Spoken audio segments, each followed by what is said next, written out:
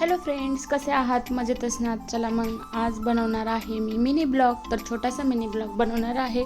संध्याकाळचे 6-6:30 वाजून गेले होते आणि देवपूजा वगैरे झाली आणि म्हटलं आंब्याचा रस करून घ्यावा. तेवढ्यात आली क्रिशा आली तर म्हटलं तिला थोडासा आंब्याचा रस चारूयात. चारला तर तिचे एक्सप्रेशन बघा, तुम्हाला चेहऱ्यावरती दिसलेच असतील. त्यानंतर तिला खाली सोडला आणि आंब्याचा रस करायला घेतला.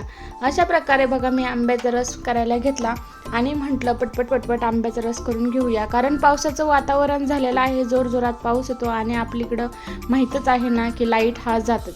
पाऊस जसा यायला लागला तशी लाईटच जाते आणि मग आपल्याला जर मिक्सरवरून काही जरी बारीक करायचं म्हटलं तर ते करताच येत नाही. त्यामुळे मग पटपट म्हटलं चला आंब्याचा रस वगैरे करून घेऊया. तर बघा अशा प्रकारे मी आंब्याचा रस करून घेतलेला आहे आणि त्यानंतर म्हटलं की आपण पटपट उरकून घेऊन आईसचं सुद्धा खाऊ वगैरे बनवूयात. जेवणाची तयारी करायची होतीच आणि अशा प्रकारे बघा छान असा आमरस करून घेतला आणि मी काही छोटे मिनी ब्लॉग बनवत आहेत. तर तुम्हाला कसे वाटतात हेही कमेंटमध्ये मला सांगा. मग मी त्यानुसार छोटे मिनी ब्लॉग बनवेल आणि मी मिनी ब्लॉग बनवलेले आवडतात की नाही आवडत हेही कमेंटमध्ये सांगा. मग माझे रोज असे छोटे मिनी ब्लॉग तुम्हाला बघायला भेटतील. चला तर मग बघा पटपट मी असा आंब्याचा रस करून घेतला. तुम्ही कसा बनवता आंब्याचा रस तेही कमेंटमध्ये सांगा.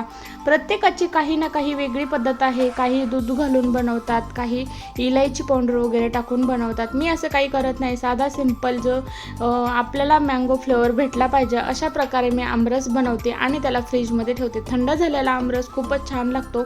अशा प्रकारे बघा मी आमरस बनवून घेतला आणि क्रिशाकडे आली तर बघा छोटीसा एक किडा होता आणि त्या किड्यासोबत तिचं खेळणं चालू होतं. घाबरते का? अजिबातच नाही, कसलीच घाबरत नाही.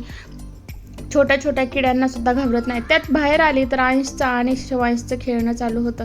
तेही मी बघितलं आणि म्हटलं चला तर बघा आता बाहेर मी जसं म्हटलं पावसाचं वातावरण झालं आहे, सेम तसंच पाऊस जोराचा यायला लागला. काही कळत नाही उन्हाळा आहे की पावसाळा आहे. जोराचा पाऊस तर हा बघायलाच भेटतो.